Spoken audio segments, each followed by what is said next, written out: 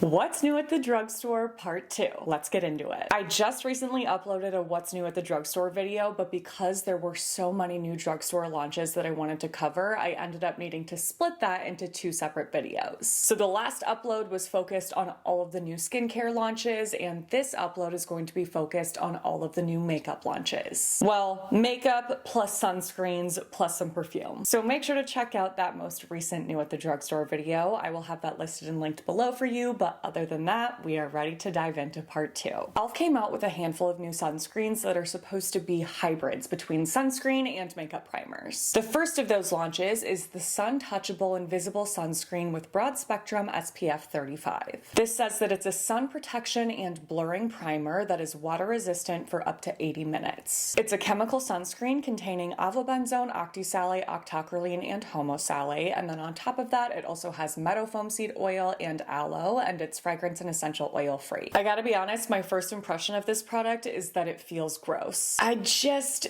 don't like it. Compared to typical blurring primers that have a bit of that silicone-like feel, this has that, but also is different because it's like a little greasy. I don't know, like there's just something about the residue that feels a little bit oily to me, and I don't like that at all. And it does have a blurring effect, but it's not as good as something like the Cali Ray So Blown Primer. This is kind of my benchmark for blurring primers. This is incredible, and I just don't think this one from e.l.f. is as good. It also has a smell that I just can't put my finger on. Maybe it's like artificial lemon or something, but I hate that too. So no surprise, this sunscreen primer was a complete fail for me, and it's just not something that I would personally recommend based on my experience, but trying to think of who would love this. I would say maybe if you have dry skin, you will appreciate that like slightly oily quality that it has, but at the same time, I don't know if this is something that would cling to dry patches. I can't speak to that because I don't have dry skin. So I'm gonna be honest, I don't really know who I could recommend this for at this point in time, but that's okay because there's plenty of other products that I do want to recommend in this video. The other sunscreen primer launch is actually an extension of a previous launch from e.l.f. It's their Suntouchable Whoa Glow Sunscreen with Broad Spectrum SPF 30. This is also supposed to offer sun protection and serve as a makeup primer. The sunscreen filters are avobenzone, homosalate, octisalate, and octocrylene. And on top of that, this contains niacinamide, trehalose, hyaluronic acid, squalane, aloe juice, olive M1000, and is also fragrance and essential oil free. So they originally launched this sunscreen in 1 shade, and the extension is that they now have 2 new shades. So we have Sunlight, Sunbeam, and Sunburst. I feel like this is a little bit of a strange extension of this product because these 2 shades are so incredibly similar. I can definitely see a difference in undertone, and this one's a bit lighter. But at the end of the day, I feel like there are so many people that could get away with wearing either of these, and then you go to this one, which is obviously significantly deeper, but still isn't a super deep dark shade. Like this is a tan shade. The good news is that there's not a ton of color payoff once they're fully blended into the skin, so that definitely allows for like more leniency in what people are able to wear. But even still, I'm hoping that we can see better shade distribution from e.l.f. when it comes to future launches. The texture of this product is quite creamy and moisturizing. It's definitely not something that I would consider to be super lightweight, so if that is what you are looking for in a glow primer, then I would not go for this. I did just upload a glowy primer showdown recently, so I will list and link that below if you're on the hunt for one that is super lightweight. I believe I rated and reviewed 14 different options in that video, so you will definitely find one that is a good fit for you. This one is very radiant in terms of that pearlescent highlightery finish, and it's also somewhat dewy, so you're getting the combination of that like little bit of wet effect on the skin with the highlighty finish. It's not something that looks metallic on my skin, and compared to Supergoop, it's definitely much more subtle and not nearly as over the top, so those are all good things. I just don't think it's the best fit for my skin personally. As I wear this throughout the day, my skin definitely does start to look greasy, and for being a makeup primer, I don't find this to be particularly helpful in making my makeup last longer. I actually find that my makeup starts to go a little bit patchy in areas when I do a full day wear test with this. So it's not a product that I love, but I know a lot of people do really enjoy this. I think this is going to be much better suited for you if you have a drier skin type and you're looking for something that really amps up that glow. Ooh, another extension is from a glow product that was also featured in my glowy primer showdown, and it's one that I really love. It is the Versed Mood Lighting Glow Drops. These drops contain sweet almond almond oil, polyglutamic acid, blackberry fruit extract, vitamin E, and they're fragrance-free. And originally they only launched this product with one shade, which is called Sheer Golden, but they have since come out with 2 more shades.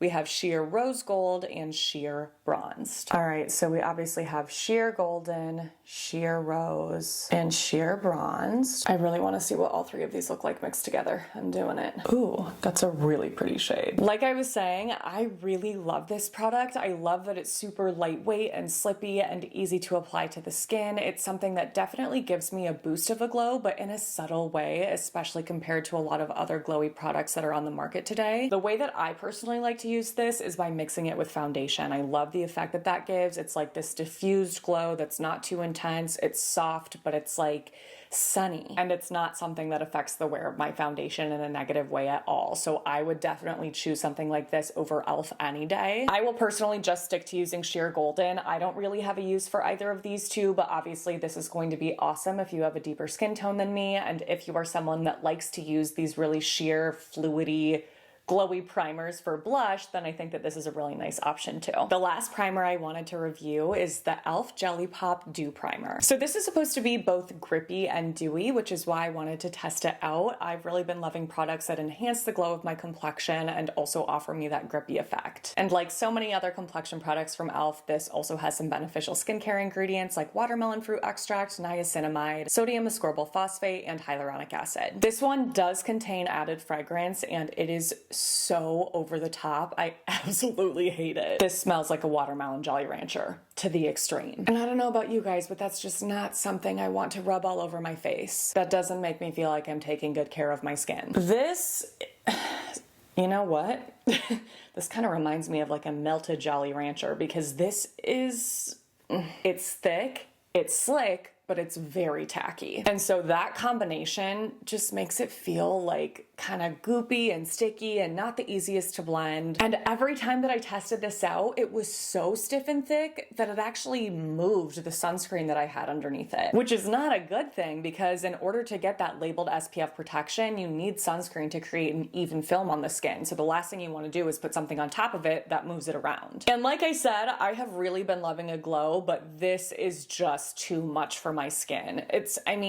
I get it. It's called a dew primer, so I'm not knocking it for that. I was just hoping it would be something that was a little bit less dewy. This is super, super dewy, very juicy, but wet. And it definitely does help with makeup wear, but because of everything that I just said that I don't like about it, this obviously is not a primer for me. All right, moving on from primers, we have a new BB cream from Physicians Formula. It's called the Diamond Perfector Mineral Wear BB Cream. And they did send me a few different shade options in PR, so I'll swatch these out for you in case you would like to see the difference between them. So the 3 that I have are fair to light, light to medium, and medium to tan. And then they do have 3 other deeper shades as well if none of these would work for you. But you may not want to buy it anyway.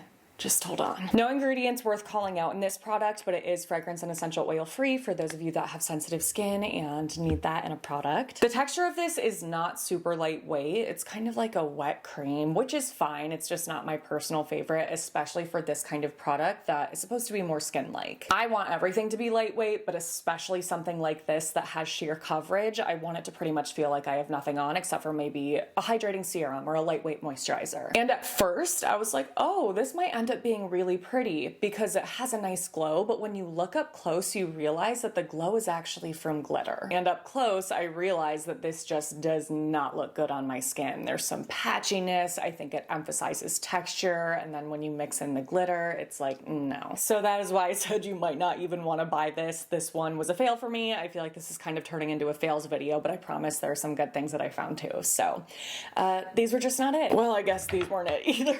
Oh my gosh. Physicians Formula also came out with a new Butter Glow product in this packaging. This is the same packaging as their Butter Glow Concealer, which I thought was like almost just right, but had some things I wanted to change, which is how I feel about these. So this is their Butter Glow Corrector, and they have 4 different shades available. They have lavender, which is supposed to neutralize yellow undertones and brighten dullness, green, which is for redness and blemishes, peach to neutralize dark spots and dark circles, and yellow to neutralize blue and purple undertones. Just like the Butter Glow Concealer, this has a very thin texture, but where that concealer feels almost watery, this one is actually quite slippy. I tried out both both the peach and the yellow correctors to see which one would be a better fit for me, and no surprise, yellow is a better fit for my pale skin. However, regardless of the color that I use, I feel like neither of these have enough coverage to give me enough of that color correction and really feel like I'm fully eliminating dark circles. I just feel like the color disappears too much as I blend. Ew, why is this leaking everywhere? Oh. Oh no, you guys, that's so messy.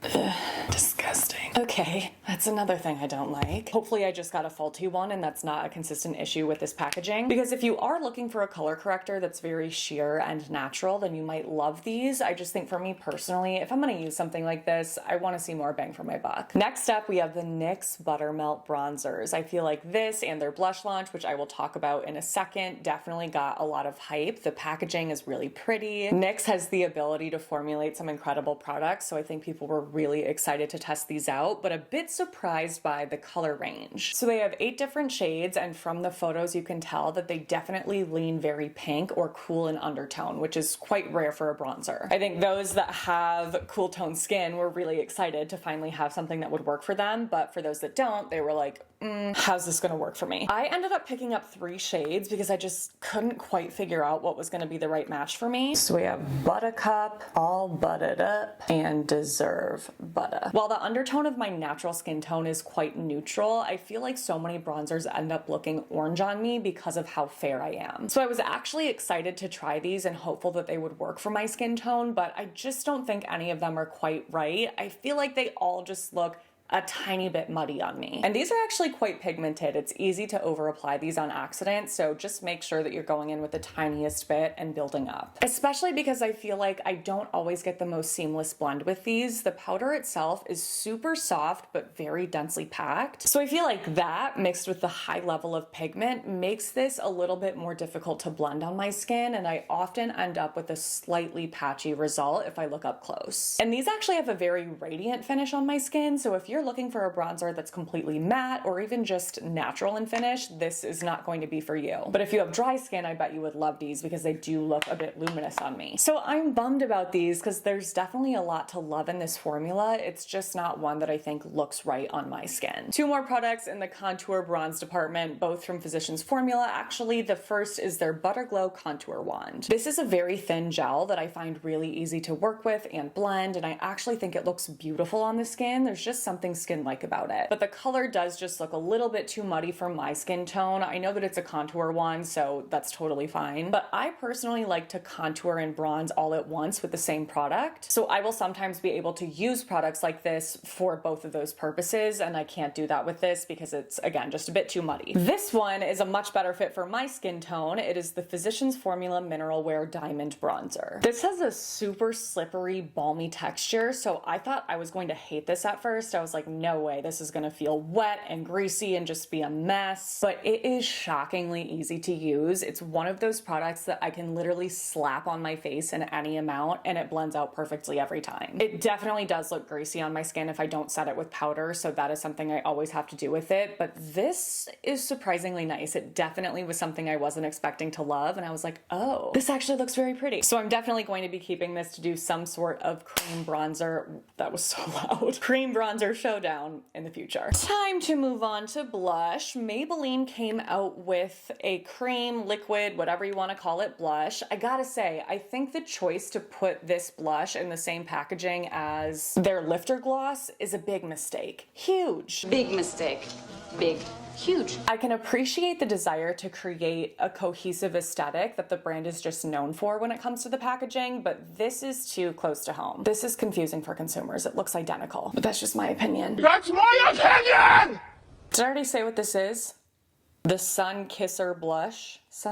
Oh, I thought it was Sun Kissed. Sun Kisser. There are 10 shades available in this blush, so I picked up 2. I got Blazing Blush, which is this extremely light frosty pink. It's like frosting, actually. And I got Shades On, which is like a peachy, sunsetty shade. This has a super thin, wet texture, and while it's really easy to blend, it's not easy to build. These definitely sheer out as I blend them, and then when I try to layer on more product product to get more color payoff, I'm just not able to do that easily. So they definitely weren't as pigmented as I was initially expecting, and then once I set everything with powder, I feel like they kind of just disappeared. So I wanted to see if I was able to apply these on top of powder to bring some of that color back, and I was definitely able to do that without it breaking down the makeup I had underneath it, but these actually have a lot of micro glitters or shimmers throughout them, and that started to cling to patches on my skin. So then instead of getting more color payoff, which again was what I was trying to do,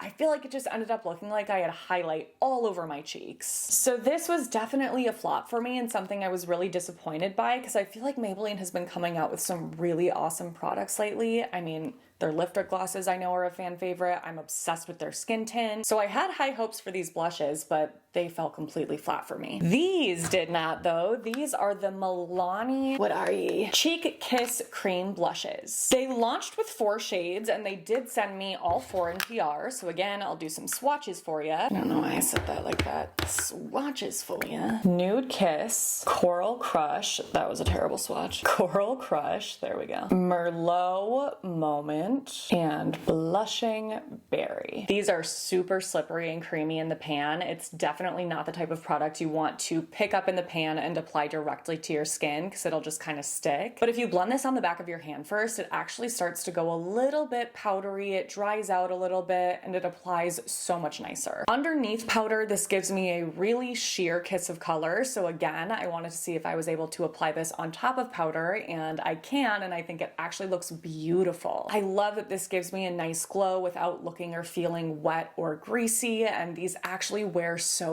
well for me when I do apply them on top of powder. I was shocked because cream blushes can definitely fade super quickly on my skin, so I was pleasantly surprised to see that these last all day for me. The only thing I'm not obsessed with are the shades that they have. I think that the berry shade is so fun if I want something that's a bit more red, and I do love a red cream blush like this, but not all the time. Like, I definitely gravitate more towards, I don't know, like neutral pinks and softer browns, and why am I doing this? I don't know. I don't love any of the other 3 shades on my skin, so I'm gonna keep this red shade, and then I really hope that they come out with more pinks and more mauves and browns, and okay, again, the hands. I hope we see more shades from them in the future because this is definitely a gorgeous formula. After the Buttermelt Bronzers launched, NYX also quickly followed up with the launch of their Buttermelt Blush collection. There are 12 different shades, some of which are matte and some of which are shimmery, so I wanted to get at least one and at least one, At least one matte and at least one shimmer. So I got Butta Together, Getting Butta, and Feeling Butta. Butta Together is a soft pink, Getting Butta is a shimmering rose, and Feeling Butta is described as a shimmering terracotta that is so much deeper and warmer in person than I feel I saw in swatches. Like, that is not a shade that I can wear. Just like the bronzers, these are very soft, densely packed powders that really pack a punch in terms of pigment. And I'm not sure if it's because I'm not needing to blend blush as much as I do bronzer, because it's only over a smaller area, but I find them easier to work with than the bronzers. In blush form, I think that this is a really pretty formula. I end up with a luminous sheen on my cheeks that does not look too highlightery for me, and the wear is great. I get all day wear. So while the terracotta shade definitely doesn't work for me, I think that this light pink specifically is so gorgeous. I really hope that they come out with lighter, more wearable shades. So many of the shades that they launched were really vibrant, bold, bright pops of color, and I think that that's fun for sure, but for everyday wear, I really hope we see more like this, because again, I think it's a great formula. Another Physicians Formula launch is their Diamond Filler Mineral Wear Cheek and Lip Color.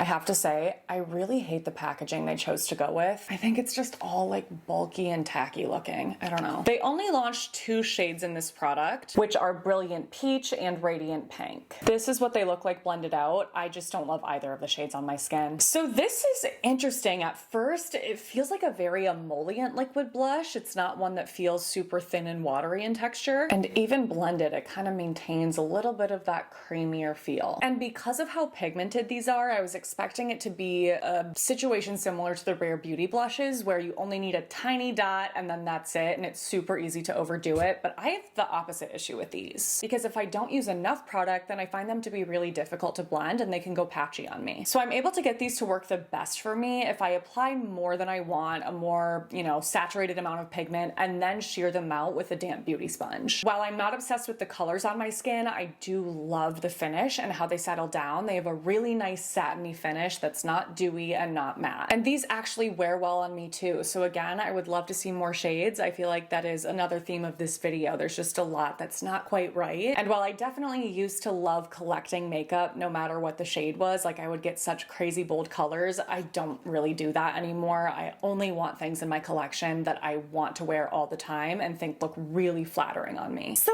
yeah, those are my thoughts on these. Oh wait, I almost forgot this one too. You guys, so much Physicians Formula. See, look at how bulky this is. This is their Mineral Wear Diamond Blur Skincare Powder. And this has so much potential. The powder itself is so nice, really silky, finely milled, super light powder that definitely blurs and looks beautiful on the skin. At first it's like, whoa, that's too much. But once you let your natural oils kind of come through, powder in the air, it just gives me more of that airbrushed finish, which I think of course is beautiful, but this packaging frickin' stinks. Even if it wasn't for this being bulky, it's like this where it's got the mesh over top and you have to press on it to get the powder to come up, and it's just a total mess. So I'm not keeping this for that reason. I do not want messy products in my collection if I can avoid it. All right, last from Physicians Formula, I swear, is their Butter Bronzer Mascara. I was really excited to try this. I was hoping it would just be a more natural looking brown mascara, and it definitely is, because while it's wet, it's very, very thin. So it's something that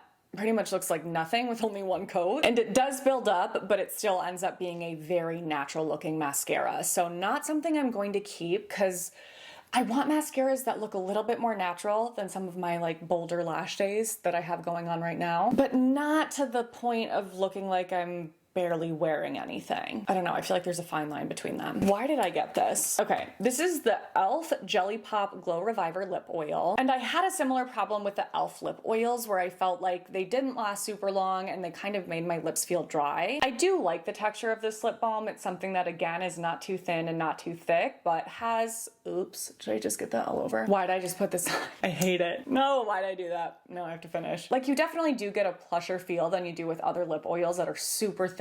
But my number one issue is that, okay, wait, back up. The reason why I got this is because when I saw the shade and the swatches, I was like, oh my God, that looks gorgeous. Like this popsicle pink shade with some gold in there. I just thought it was gonna be the most gorgeous summer lip color ever. And it's so sheer. It's like, yes, give us nothing. It also tastes disgusting. It tastes exactly like the primer smells, which is Watermelon Jolly Rancher, but not in a good way. Like, I could use a lip product that smells like Watermelon Jolly Rancher and be like, yeah, I can appreciate this. This is gross to me. Gross.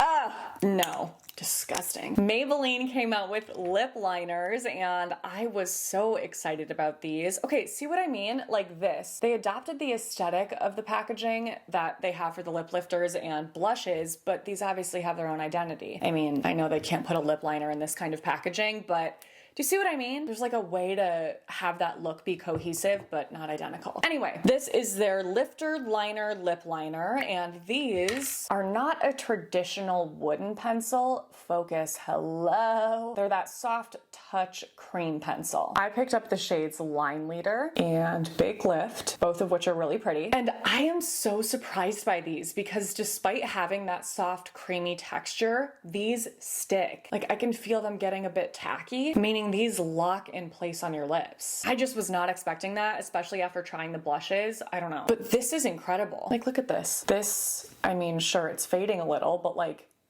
it doesn't budge. It's not like smearing all over the place. I don't know. Wow. So these are awesome. Again, I hope we see some lighter shades because I feel like there weren't a ton of light options that would work for me, but I'm at least super excited that these are not pulling really warm in undertone because that's definitely an issue that I have with lip liners. Second to last is this e.l.f. Camo Concealer Sponge. You guys told me to try this out when I was trying the little Real Techniques under eye sponge thingies. Those were so difficult for me to use and you guys were like, oh my God, this Camo Concealer Sponge is way better. better, and you guys were right. So if you're looking for a sponge that perfectly fits under your eyes for concealer application, definitely give this one a go because it works great. And last but not least, we have perfume. I saw that this new line launched at Ulta. It is called Le Monde Gourmand, and you guys know I'm a gourmand girly. I love gourmand fragrances, so I picked up 3. I got Creme Vanille, which has notes of creamy apricot, jasmine petals, brown sugar, and amber. Lait de Coco, which has notes of bergamot, vanilla praline, and creamy coconut. And Pistachio Brulee, which has notes of milky vanilla mousse, pistachio, and vanilla bean. I mean, like, when I smell them, I'm like, oh, I love how sweet they smell. But I just feel like there's something about these that, I don't know, it's just not super impressive to me. I saw a review that said that it's a generic sweetness, and I agree with that. I think that that's a nice way to describe it. Like, it's just, yeah, it's kind of generic. It's not as special as I was hoping it would be based on the description of all of the notes. Like, I don't know, you guys know, I love affordable products that perform well. If I can find something that's really affordable and performs super well, I will hold on to that. Like, you guys have seen me do that with my L'Oreal skin tint, my Maybelline skin tint. I have nothing against something being cheaper, but there's something about this that smells cheaper, unfortunately. And they just do not last long on my skin at all. So, you know, they're $25, which I think tracks. I don't have to be like, oh my God, these are so overpriced because they're $100 for a bottle. They're 25 bucks, and I feel like you get what you pay for in this situation, unfortunately. Not for me, just like a lot in this video. And there we have it. That is the end of what the heck is going on at the drugstore right now. Part 2. I hope you guys enjoyed this. As always, let me know your thoughts on these products and anything that I talked about in the description. No, not in the description box. In the comments below. But speaking of the description box, everything that I mentioned is going to be listed and linked there. So check that out. If there was something that you wanted to pick up, it's available for you. And if you enjoyed this video and would like to see more like this from me, please don't forget to give this a thumbs up, subscribe to my channel if you haven't already, click on that notification bell, and send my channel to a friend. Thank you so much for your support in doing those things. It really helps me out, so it means so much to me.